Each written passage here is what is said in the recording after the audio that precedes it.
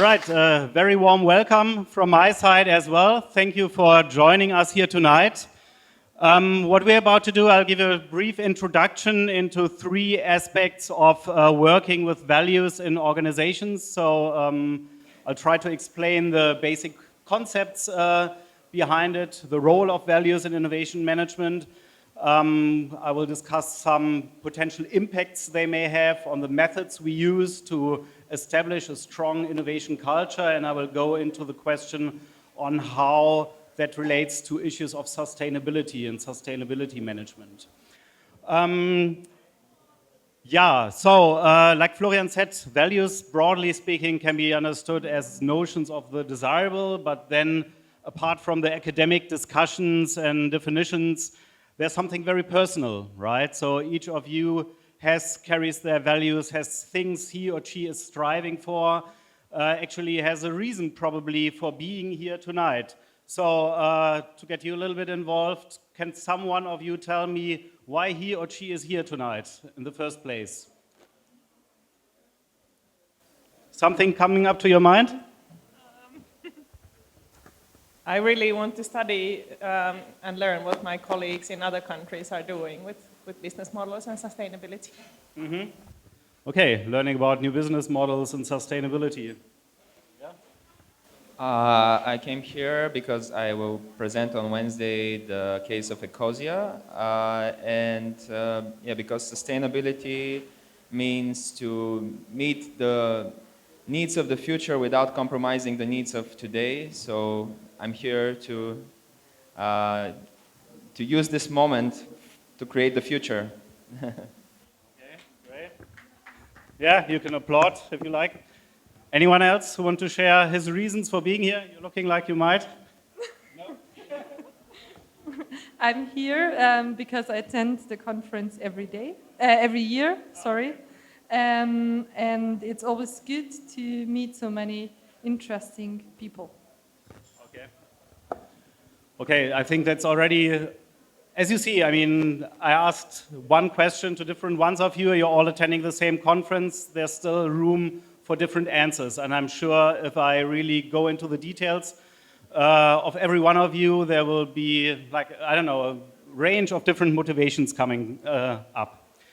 Okay, so obviously there are things we care about, we consider important, but usually they are being neglected when it comes to business or to research on innovation management, at least. Instead, what's happening in practice, many companies are just chasing the next big thing, asking what's the next big thing in telecommunication, what's the next big thing in energy, what's the next big thing in, the car industry, right? So chasing the next big thing instead of thinking about what is actually relevant for us, individually, ourselves, but also for our common future.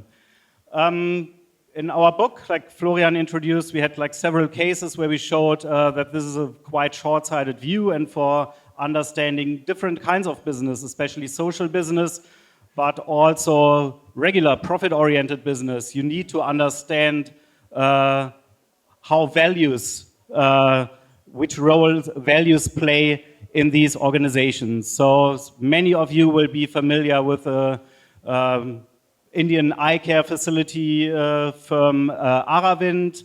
They are treating cataract operations in India, and the only way to understand why they subsidize two unpaid operations, or one to two unpaid operations for each paid operations they're doing, is not because they have a value proposition like providing high quality eye care, but because they have a higher mission, which is to eradicate needless blindness. And only if you refer to this kind of normative management level, you can fully understand the case and exploit the potential of innovation management in that case.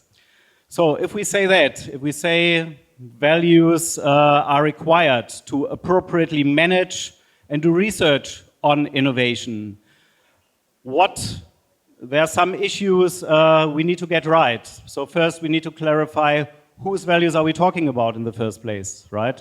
Is it our own values? Is it our customer values? Is it different kinds of stakeholder values? And actually we have to take into consideration all of these different groups.